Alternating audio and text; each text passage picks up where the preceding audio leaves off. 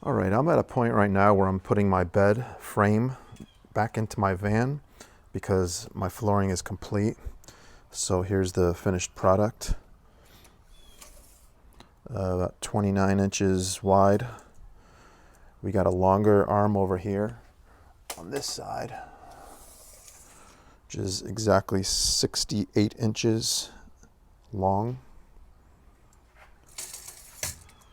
And the shorter side is about 54 3/4. And so this is it. This is the bed frame. It's bolted down. I decided to bolt it down because I don't want to mess around with straps. I know that's how a lot of the videos on YouTube have these frames mounted. I guess maybe just because they're too lazy to figure out how to bolt it down, but I have these existing spots in my van, so it's a solid connection there with the frame of the van. There's one bolt in that corner,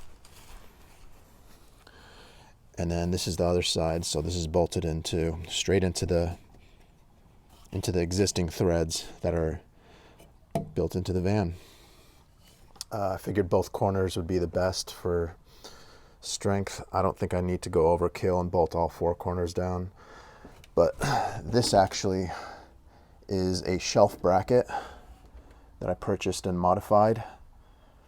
It was really easy. All I had to do was shave a little bit off of the top side there and then drill a hole for the bolt, and that's it. All right, so let me zoom out here. All right, so here's kind of like a clearance here between my ARB. What else? This notch right here, I had to notch this, and I did it really carefully with a circular saw and my sander, but that's required because the piano hinge is on the bottom side of the platform and it needs a place to rest. So when this is flat, the piano hinge will raise the whole structure, up like 1/4 of an inch or something. And I didn't want that, so I wanted it to actually sit in this little groove when it's flat, because I want the whole bed to be perfectly flat. I had to sand this cross member down quite a bit because it was just a hair too high. When I was sliding the bed back and forth, it was just grazing the top of it. So it's really critical to make sure that everything is nice and flat for this bed surface to slide back and forth on. In addition, I also sanded these down quite a bit to make sure these are nice and smooth. And I also went through and I smoothed all the rough edges out. I didn't want any really sharp edges to catch. Everything is sanded nice and smooth and round. This side too. I didn't want the sharp edges. I didn't want to bang my foot or something or get injured, because this will be a living space essentially. You can see how I smoothed everything out. These are the two holes where the bed surface pins to. Those are drilled in, done. This is all done here. I added a skirt here. I had extra flooring, so I added this skirt. That's bolted down, 4 spots all the way across. It's just a little threshold that I made. Here's the look coming in. So this is what it'll be like when it's in camp mode. Front seat tilted forward, all the way forward. There's quite a bit of space here, a lot of space right here, which is good. That's what I'm looking for. Next clip is going to be the bed platform installed. All right, here's the platform fully installed in the bed position.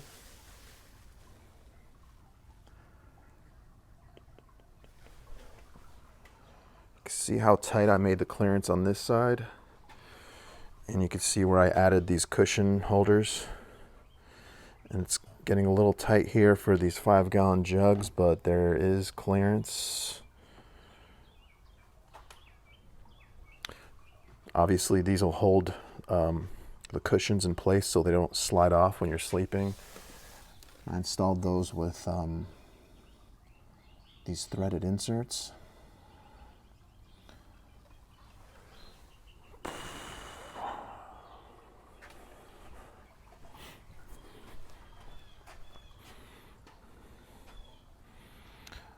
Added another one up here on the front, obviously, to hold that cushion. That's an important one.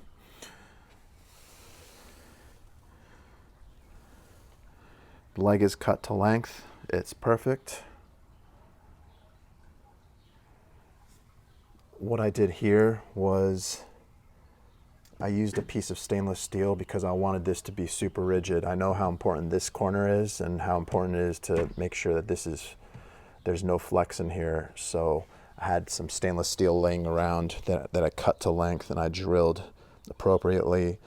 And actually, after I did that, I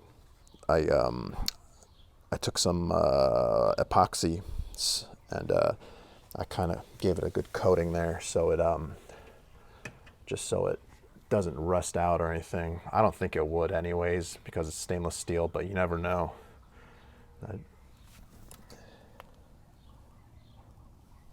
There's the bottom of the hinge. And these are special type of screws. It's like I forgot what they call these things. It's got like a standoff that it screws into, so I needed really good clearance under here for the pole. So these were kind of tricky to find, but I found these. I wanted a nice low profile, smooth finish on the top. So everything's buttoned up. There's just enough clearance for my ARB fridge freezer here. And to get it to go back into a seating mode, I mean, you just lift this. That leg locks up in place. And then, let me see if I could try to do this with one hand. You kind of want to grab this here, just give it a little lift, and then push it in like that. So that locks in there. There you go. So now it's in a seat. You could sit down on it. It's nice and stable. This is in one of the positions here. And then, like I showed in the other video that I made, it can be moved back again. All I gotta do is lift it.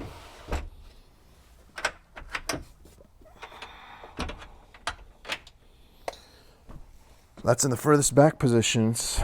Pretty good. I put my cushions on it. I tested it. It looks good with the cushions. I used some of the flooring material here on the back because there was just a little tiny gap between this plywood and the 2x4. I figured, why not? I'll stick a little piece in there, and I'll also double serve as a little extra piece here. So when I close this hatch down, in case it gets close, maybe it'll actually just kind of bump into this little flexible floor, just to add a little bit of I don't know what you would call that. Whatever. What else? You want to see from the other side? All right. Here's the other side.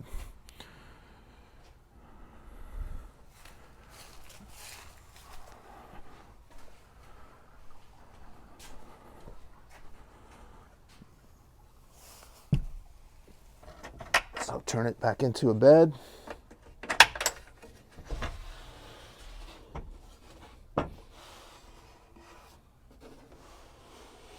Just want to carefully bring it down.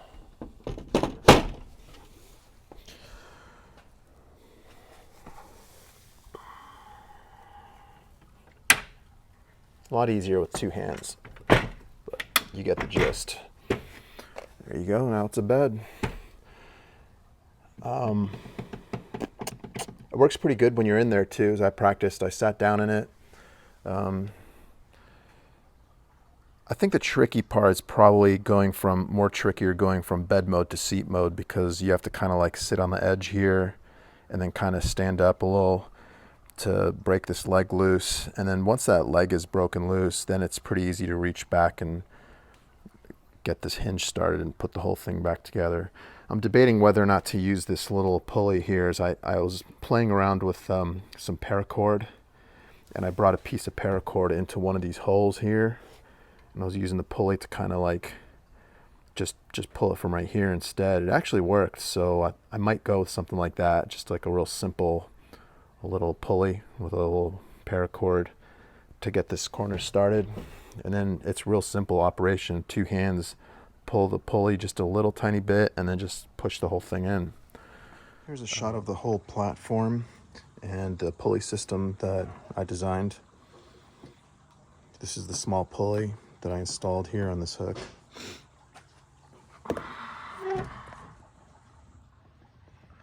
On the end, let me see if I could try to grab this. I had this rubber block in my hardware kit, so I passed the paracord through it, knotted one end, so this is basically kind of like a stopper that just basically gets yanked up when I pull the handle like this, and the stopper basically, see how it lifts the bed. That's all you need, really, just to get it started.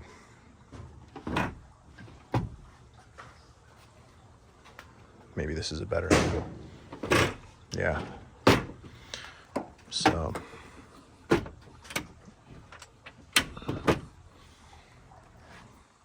leg goes up.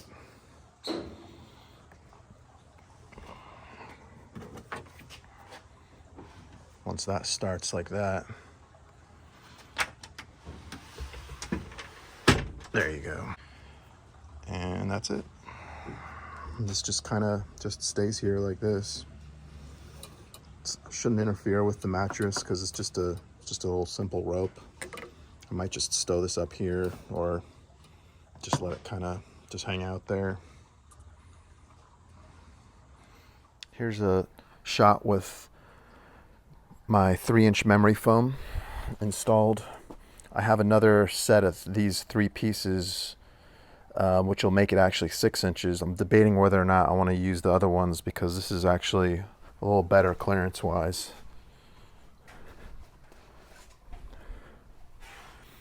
Here's the memory foam that I'm actually using, that I bought from Amazon and cut to size. These are both of the inserts here that I have removed. 3 inches each, so it's about 6 inches total. I'm gonna try something a little different here. I'm actually stuffing both of these into my cover here, and it seems like it works, even though it's kind of really bulbous, but this stuff compresses pretty good. I'm gonna shove both of these in here, so this is gonna make up most of my bed, and see how this works. So I got the 2 stuffed in here already, and here's how I'm doing it. I'm going back to back, and I'm putting the eggshell on the outside, on the top and the bottom, because I want the airflow on the bottom, and I also want the these channels on the top side where I'm sleeping. So I'm gonna stuff this together. Okay.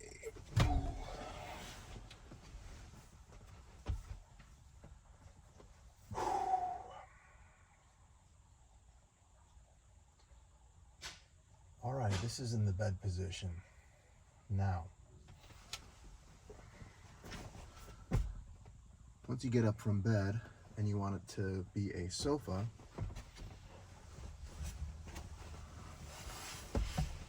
this is how you do it. This handle right here is critical. So first thing I do, fold that leg, grab the handle, and basically now we're in a sofa. can see, here's the handle that starts the whole process. It's pretty easy to pull. Paracord, and that's it.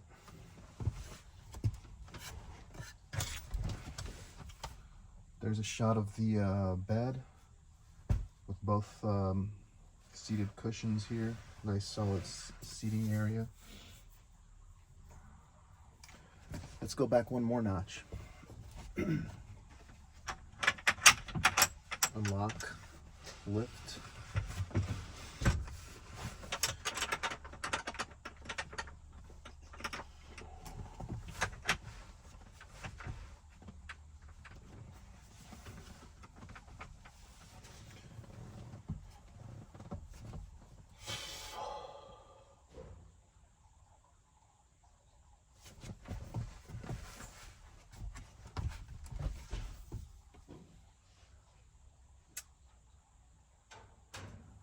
Now we want to make this into a bed.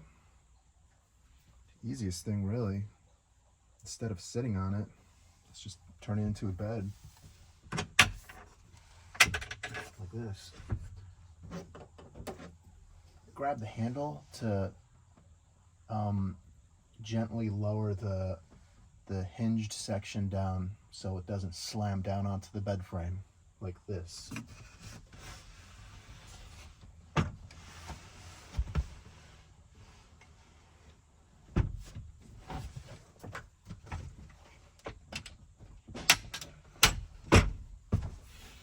And the bed is complete.